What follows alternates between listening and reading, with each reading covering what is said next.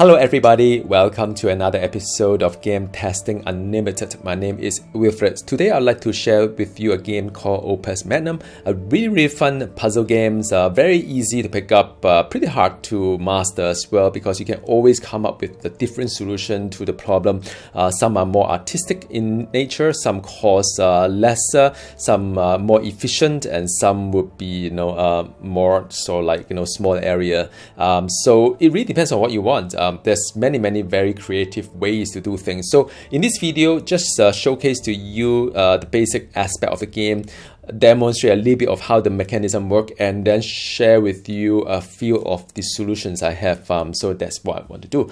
Now, this game is kind of fantastic because you have altogether 7 chapters plus I think one more there, and each chapter there's a kind of like a visual novel aspect to it, but it's very beautifully nicely done up. I enjoyed that part a lot as well. Each of the chapter there will be like things that you can do and so on and so forth. On each one of them you are basically an alchemist engineer to create the solution to shoot. I mean, there's a certain story to it, so that's pretty nice. I'm up to chapter 4. I have not finished the game yet, but I think it's just a matter of time before I arrive at the end. It's really fun so far. So maybe I'll just share with you the some of the mechanic, how you're going to play this game, and then you get an idea of what you can do. So the one that I'd like to share with you, probably the warming tonic, and I'm not going to play the whole thing because it takes a while to build the solution, but I'm going to create a new one just to share with you what it looks like. Now this game, in a way, there are 3 parts to it. So first of all, there's an end product. So you need to make this one. So this is the product you need to make and drop the solution there. Now these are reagents whereby you could use it to create this product. In a sense, like for example, you can build something like that, but then you need a few more components to it, and you need to bind them as well. You see all the connection there. It connects as a product itself. So now how it works is that in order to create the salt, so these are fire, and this is, I believe, the water, and there's air and earth as well. But it's the different puzzle will give you different kind of reagent to play with, so it's not too overwhelming. The mechanism is the one that will move the parts in a sense, and then you have the glaive that can transform the material, or you can do a binding as well. So just to demonstrate to you, for example, what I mean by transform is that you could transform a fire into, say, a sword. So what you do is that you could have an arm here, just pick this thing up perhaps, and then you can transform the glaive there, and then it will change. So and all these things are command here you can use. F is to grab and pick up, the R is to release. Then you could either do the arm of the well, you can move the arm in a clockwise or counterclockwise, or you can do a kind of like pivot as well. So pivot will just rotate the arm. Now if your arm is you have an extension arm, for example, you can change the type by just drag and drop, by the way. If you want to have an extension arm, you could extend the arm or retract as well, depending on what you want. So just to demonstrate what it means is that, so for first step, I want to pick up something. Then I want to do a clockwise, and then after that I may want to do another clockwise, or I just want to do a extend, for example, right? So that is one way to do things. So you can run it, just a dry run, very much like programming. That's it. It move, change in the sort, then move there, and then you can do a release as well. Release is R, so you drop here. So you can do it like that. Hang on. Yep. So and after that you can do they call it the reset instruction. So you need to reset the arm. So just to run through again, you grab, you change, extend, release, then the arm will then retract back to where it is. Then the cycle start again. So you keep doing it. Now, of course, if there's something here, it will block it. So if I continue doing this, and you just say that there's an error because things are blocked. So you need to do something about it here.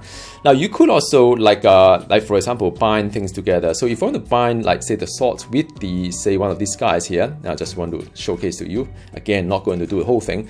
You could pick up this guy here, like for example, you can pick up this guy here. You can pick up things that drop here, move it to somewhere that you can bind it with this guy, for example, right? So to bind it, there's a component called the glaive of bonding, so you can bind the thing together. So you need to drop this guy to here, drop this guy to there, and then get binded. You know, that's how it works, and then you move it away. So one way is that, of course, you could do something like just demonstrate again. So after the salt is being dropped, because after it transmute into salt, it get dropped, then your arm tool can pick it up and then do a clockwise. D is a clockwise. Then after that, you can drop it there. You can drop, you can not drop, it's fine. You can drop it there and reset the position, right? So that will give you a bit of like, all right, that it grab there and then drop there. Now, then meanwhile, you could have another arm, for example, to just drop some of these guys to there as well. So you do a grab here and then you do a counterclockwise this time, and then after that you drop it, and then after that, yeah, we can do something fun with that. So we can go like that, right? Right, and then you could like you could do things like continue to bind them or whatever, and you can rotate it as well. So I'm going to demonstrate how you rotate stuff so that you kind of know what I'm talking about. You could like you could do a let me do a like that here. I don't think we will. Yeah, okay. So, and then after that you can do a rotate of the maybe a counterclockwise rotate. So it goes something like that. It grab onto this side, bond it, and then hang on, there's a mistake here. I shouldn't. It's kind of easy to. I mean, if you've done programming before, you kind of get it, because sometimes despite your best effort, your program may not work the first time. Normally it doesn't. So you correct it, debug it a little bit, and then after that you do a bit of like how thing here. Connect, and after that you can rotate it. So this is rotate, for example, and you can have something called a thread as well. You can run this guy through things as well, right? This is rather fun. So just again demonstrate. It's not going to work as a solution anyway. So you can demonstrate like you can move this guy as well, and then you can just move it here, grab it, connect, then move, and then move down, for example. And then you can do something connect with another way or whatever. So that is the overall mechanism of it. It's really fun. I mean, there's a lot more to it, because this is just one of the puzzles and one of the solution. Now I'm going to showcase to you for this particular one what I've done. All right, so I'm just going to do it right now. So for this particular one, I'm going to delete this guy because I'm not going to use that one. So this is a solution I've got now. You can see that it gives me a KPI here, the key performance indicators. I think my solution is one of the highest cost. It's actually one of the highest cost. I mean, a lot of people can do a lot less kind of like gear, but at some point I wanted to do something more complex. It's rather efficient as well, because it runs rather fast if you look at the spectrum of how other people do it. And but I do use up quite a lot of area, so I sacrifice the cost as well as the area to give me the car cycle. Now this may not be the best solution, but it's kind of demonstrate how the thing works. It looks pretty complex. I wanted something to become complex. So if you recall the hang on a second, this is not the. Yep, so this is the one, sorry. So if you recall, you need to create something of the this product here. All right. So what I've done is that I use a multiple kind of like a fixed length arm, but I got 3 gripper itself. I just want to do a little bit fun because I want to do a parallel processing faster. And then after I've done it, okay, so arm 1 is the one that you see there. It'll grab the thing, and then change all 3 of them at the same time into salt. So all 3 of them at the same time as salt. Then after that, I start to pull things apart. So I'll do the arm 2. Hang on a second. Arm 2 is going to pull this guy down, and then arm 3 is going to pull down as well. 6 and 7. So I just fit. So you see that they grip it, they release it, they grip it, and then they simultaneously, this 2 comes here, that 2 come here, this one come here, right? So after I've done that, what I've done is that I join this guy here, I join this guy here, all right? So I joined the 2 of them, and then after that, let's see next step. Next step is this guy here. I move it here, all right? Then I join the 3rd one here, all right? So this is a 3 join. So this one is and after that, I'm waiting for this guy to join 3 times. Meanwhile, this part 2 of these 3 items are being moved towards the assembly line over there, and then it's joined like that. You see, the thing is joined here, and after that, it then get joined over here. A bit of like positioning, and after that, the whole entire product will get pulled back from the arm, and then fit into this whole thing and drop here, and that's it. That's the product. So you can keep running it and you can see it. It can pretty fun to see. Like I said, this is probably one of the most expensive solution, and use up a lot of area, but it's pretty fast compared to other solutions as well. So it's always what you want to do with the whole kind of like mechanism. So so this demonstration shows that this is one of the solution. Another solution, of course, is that you probably don't use these three at the same time, and then you do things a little bit cheaper, use component that is not too many extension arms and so on and so forth. But I mean, like I said, there are many ways to do it. Aesthetically though, it's kind of ugly, this solution. It's really ugly. I hated this solution a lot, but it's just one of those things that we do here. If I have time, I may change the solution just to make a bit difference. Instead of using 3 arms, maybe I use something else. Now, I want to show you something simpler so that you kind of get a sense of what things are. So the one that I've got for you is chapter 2.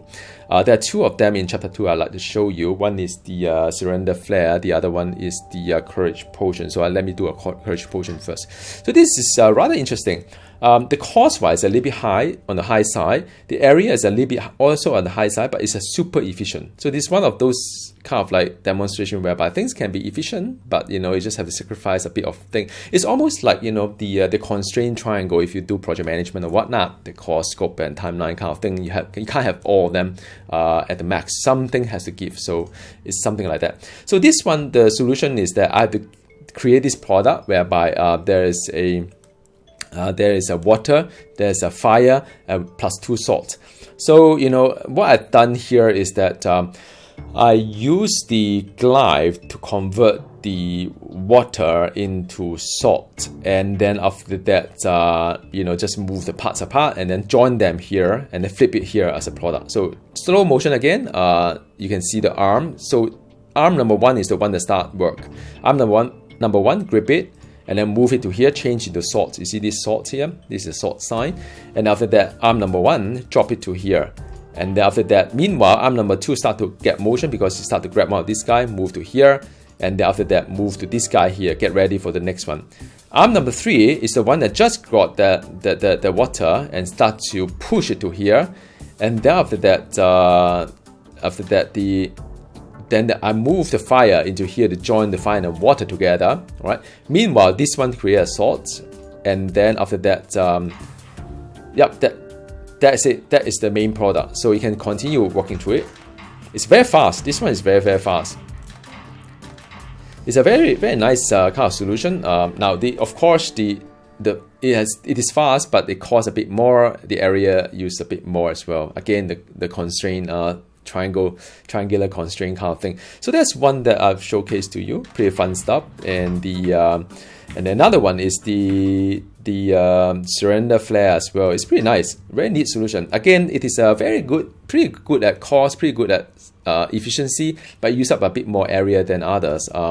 So it goes something like that. It started off with this product here, which is all the salt joined with this thing, I don't know how to call it. It's one of those reagent that you can get by transmuting through this guy here. It's a glaive projection, basically consume an atom of quicksilver. This is a quicksilver, and to change that into a metal of higher form. So it start with the lead, and after that, and so on and so forth. So this guy here the middle will transform to the metal of higher. So it becomes this metal here. All right. So now to do that, of course, you need to somehow break it first. You need to unbind. You need to cut this one part first, transmute the middle part using this quicksilver, and then merge them back again through here, and then put into the product. All right. So just slow motion again. So this arm 1, pay attention to this one here. You start to grab one of this guy, and then you move to here to cut it. So this guy is being cut here. So that exposes the stuff that you could do some quicksilver, because in order to transform, you need the space there. So after that, then that's the arm. Pick it up again after it's being cut, and then use a thread to move this side, and then move to this side, and then I'll drop a quicksilver on top of it. All right. So that will transmute this one. Just pay attention to this one while this guy is moving down to get prepared to merge back. To transmute that into the next higher state of the metal. And then after that, I move this one to the other side, because I can't move this direction. I'll hit the atoms here. Then Then I need to move a bit first because otherwise it doesn't have space to move in, and then I merge it back again. So now it's merged, and I drop it into the product. So that become a product that I've done. So that is cycle. So you can continue doing that. Just grab, cut it, transmute, and then put it back again. So that is yet another pretty interesting solution, I would say. All right, and then we'll run it for a while and let you see how the score goes and so on. Yeah, so that will give you a pretty good idea, pretty average. I mean, but it's fun. I quite like the aesthetically. I thought it's pretty nice. There's a little bit of symmetry there. Now the chapter 4 is the one that's a little bit harder. So I'm going to showcase. Oh no, sorry. Chapter 3 is going to be a little bit harder. So I'm going to showcase a couple of them that I've done here. Maybe with the water purifier first. Or the this is the one. So this one, the cost is actually pretty low compared to the rest of the people there. Cycle-wise, it's not the most efficient, and it does use a little bit more area. So again, this is to do with creating this thing here using the reagent, which is the water and the air. So the water can go into the middle. And then I use the the arm to transmute this air into a salt, so which is the one like a theta kind of thing.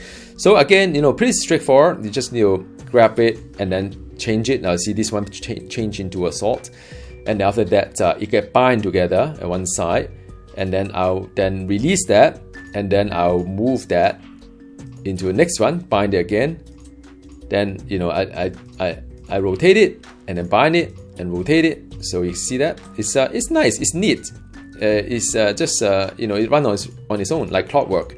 And after that, I'll drop it to the product itself, and that's it. Voila, done. So you can continue doing that, and you can see the whole result. It's pretty nice once it works. Yeah. So it will then run a few cycles. Six product they need you to build, and a bit of like this. Yeah. I mean you don't have to use the arm that rotate like the one that I do, but I can't. It costs more, of course, but it seems pretty efficient. Cost wise, probably one of the lowest. Probably not the fastest, but yeah, I mean, like I say, it's a trade-off. If you increase the cost, maybe you get a faster efficiency or use lesser area and so on. So that's one way to see it. Another one that I've done is I would like to showcase to you is the let me see. I've done a water purifier. Just now I see the warming tonic. I would like to show you the solution. So I think that one I've done the solution for you guys already. And the last two I like to showcase to you is the live sensing potion, which is also pretty nice. It is not the best solution I've got. It costs quite a fair bit. It's not that efficient, nor the area is good, but it kind of like, it's pretty complex stuff. So in this solution, I need to make a product which is like like this guy here, like a hexagon kind of thing with two salts, and then you got these funny things here, the up and down kind of arrow to it. There's a name to it, by the way. So to do that, you need a device that looks something like that. You need to drop two salt to it and then create into this two up and down arrow kind of thing. And then you need to transform some of these like element into the salt itself. So I'm going to show step by step again. So just pay attention to arm 1 and 2 that start with. So this 2 will start with, all right? So it transforms into salt, right? And then after that, and then it dropped to here. But meanwhile, I've got one here, by the way. Then, yeah, you see that? It transforms into salt. And after that, two of them, it become like up and down arrow. So after that, I use the thing that grab here, connect to here. And by the way, the down arrow start to travel to the other side, ready to be merged down.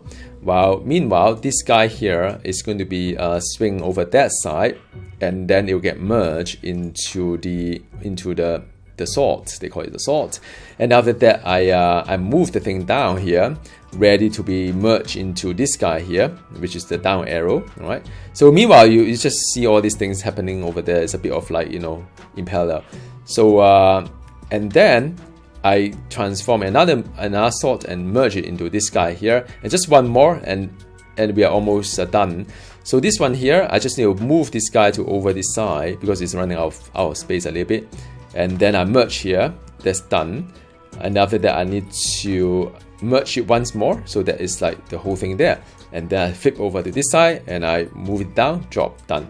right? So that is the one cycle, and then you can move it a while. There you go, run a bit, and you can see that it does connect to all the elements that you need. A bit of parallel processing, not that heavy. I think this bit of it is a bit of like, you know, overlap, but I mean, that's how you gain the efficiency in some sense. Just it's beautiful to look at after a while. Aesthetically, it's not that pretty, but yeah. All right. So now the last one I'd like to showcase to you. The last solution I've got is the which I like it a lot, is the very dark thread. So this is a very unique one. You have to create an infinite product in some sense. So you need to create a product that look like that.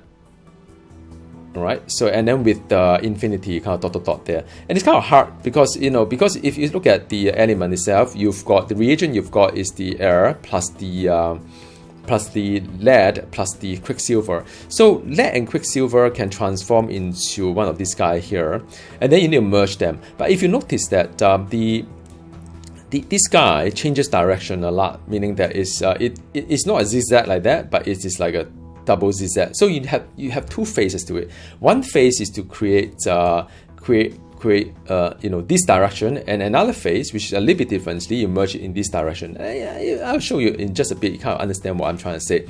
So in phase one, let's look at the phase one. Phase one, I grab this tool, I drop it into here, and this guy will get transformed. And meanwhile, I created a salt, by the way, by moving this air into the water or air, I can't remember, into the glyph itself. So now I've got the thing transforming here, but it's not quite there yet because I need to have this sign here. So I need to do another round. All right. Meanwhile, this guy just going back to position. So now I got the right stuff. So I do twice, 2 quicksilver into the lead to create this higher order metal, and then I move this guy. I grab this guy and move it down to here. It can merge. All right. So now observe this one. So after that, I get into position here. Now I use a 3-way merger, and you'll see what it's doing here, because I need the 3-way merger to merge things in a way that I want it to be in either up direction or down direction. And I've got here, just wait there, and then after that I need to grab the second phase to it, phase 2. It's also same as I get this guy, but I need to reverse the direction of it. So what I've done is that I swirl it here, I pivot here, and then after that I connect like this one, 2 of them, and then I move it further down to continue moving here. Now, but the problem now is that, yeah, I got the structure, right? Meaning that I've got 1, 2, 3 like that, in a zigzag kind of thing, but I got extra things that are being connected. So I need to cut it. So I need to move it here to cut. So now this is still not quite there yet. So I need to run it through a few more cycles, and after that you'll see the thing getting cut. Yeah. So the next bit, see, I cut it. So now if you run it like clockwork, and it will then keep cutting the one in the middle, but then at least you are getting to the right direction for all the Z and Z kind of thing, and it's pretty cool. So you got all this thing coming along, and you just need to reach till the end, and they will say, "Whoa, done." So this is a pretty elegant solution. It's one of my best. You know, I like this quite a fair bit. You know, the cost-wise is pretty low, but of course it's not the fastest one. But it uses very little footprint. So again, it's a constraint that you need to do. Now I'm not going to go through all my solutions because there's just too many of them. The last thing I would like to showcase to you just a mini puzzle. So all these things are like mini puzzle, whereby in another time I'll showcase to you what it looks like. But it's kind of fun to do something different. Rather than just solving puzzle, do a mini game, and by the way, the visual kind of novel or, you know, story to it is pretty nice. Very, very nicely done. As you play, you can actually unlock some of this dialogue. But what it does here, just a quick one, is that there's a certain rule to it. If you recall, there's different elements here, like the fire and air and whatnot, and so it's a matching game, so you need to match stuff to unlock stuff. But there's a certain rule to it that in order to reveal the items, you must have at least 3 empty space around you. So like for example, I can like this one here, then I'll unlock this guy, I think. Right, so yeah, so this is how it works. But it's actually quite hard to play this game. It's not always you get that right? And each game, according to the designer, is winnable, but whether you've done it in the right sequence or not is a challenge. So again, it's a fun, challenging game that it has. So or not, very fun game. I may do another video once I get to the end, but feel free to ask me any question you may have, and request for any video for this new game. Well, it's not a new game, but this game that I'm playing called the Opus Magnum. See you next time. Goodbye.